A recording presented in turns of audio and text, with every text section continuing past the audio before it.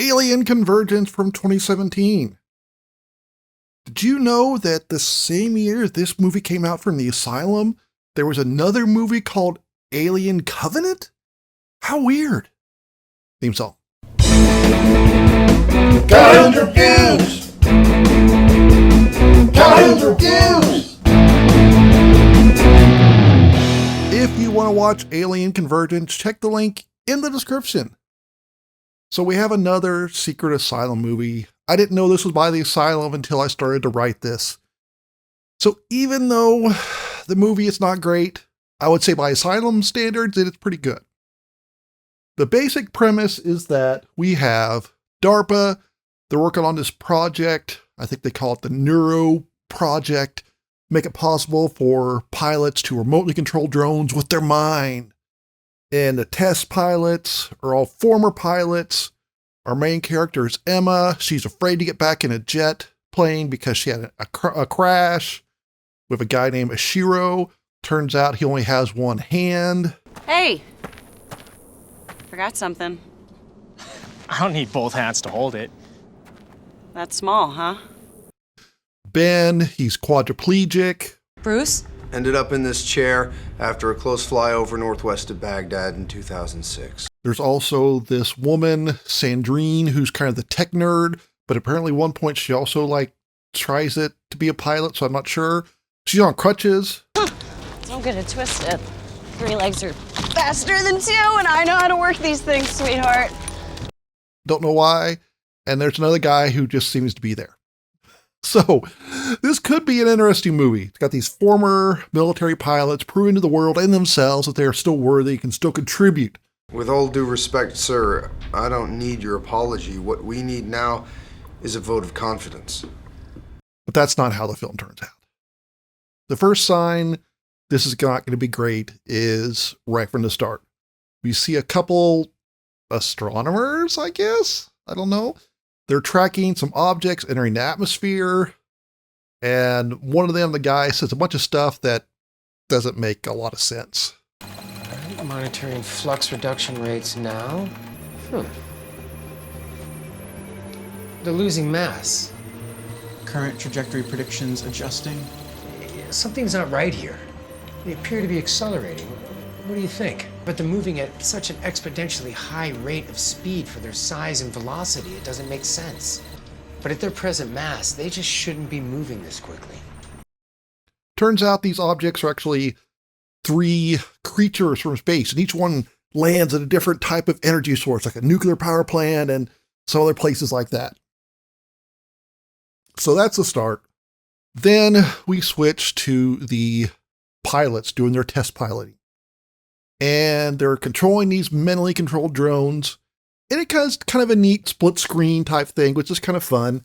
But they're wearing full face masks. They're glass. Why?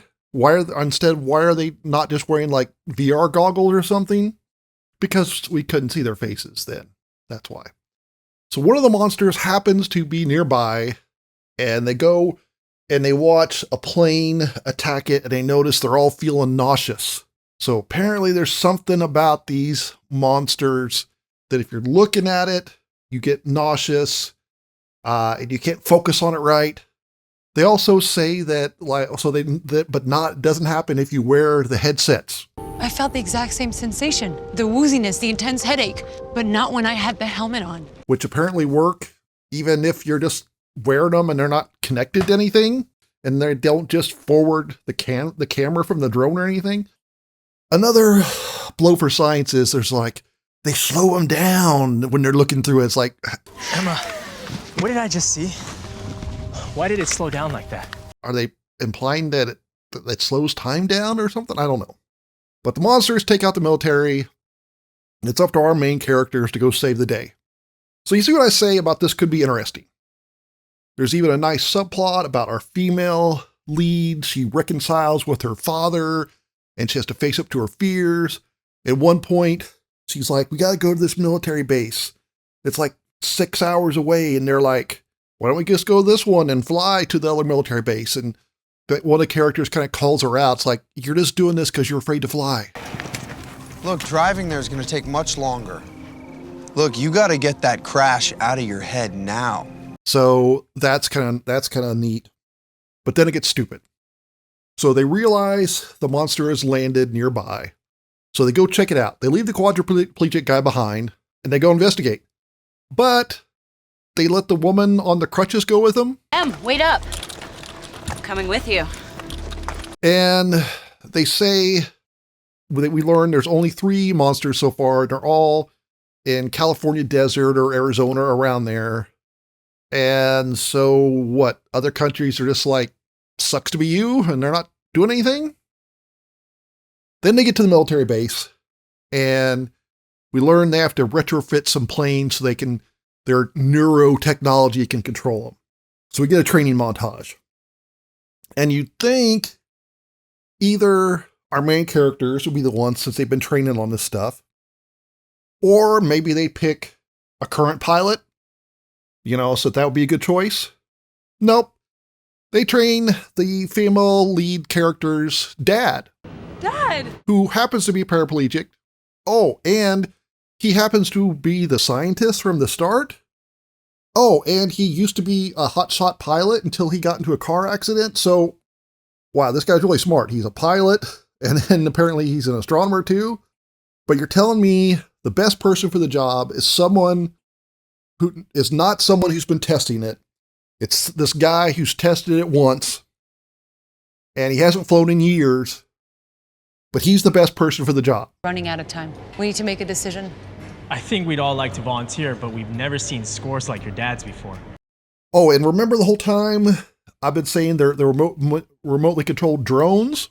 Well, guess what? Now, for some reason, they actually put the people inside the plane. So if the plane goes down, then the people go down and crash and die with them. Why? Oh, and actually, now that you mention it, since they have drones that are already remotely controlled, why can't the military just use those? And not this experimental mentally controlled planes?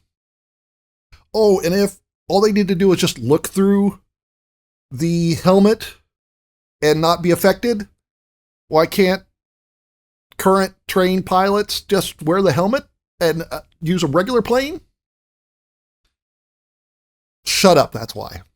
So I'm not going to talk about the terrible special effects or the stupid way they defeat the monsters or how the female lead is French and she's not very good at her American accent. This is probably the most frustrating Asylum movie I've seen because it does have this good hook and they just wasted it. So I'm going to give Alien Convergence 1 thumb up, 1 for the idea. That's all I'm giving this one. Wait for a remake? But please don't wait to like and subscribe. Come on, give me them sweet, sweet views.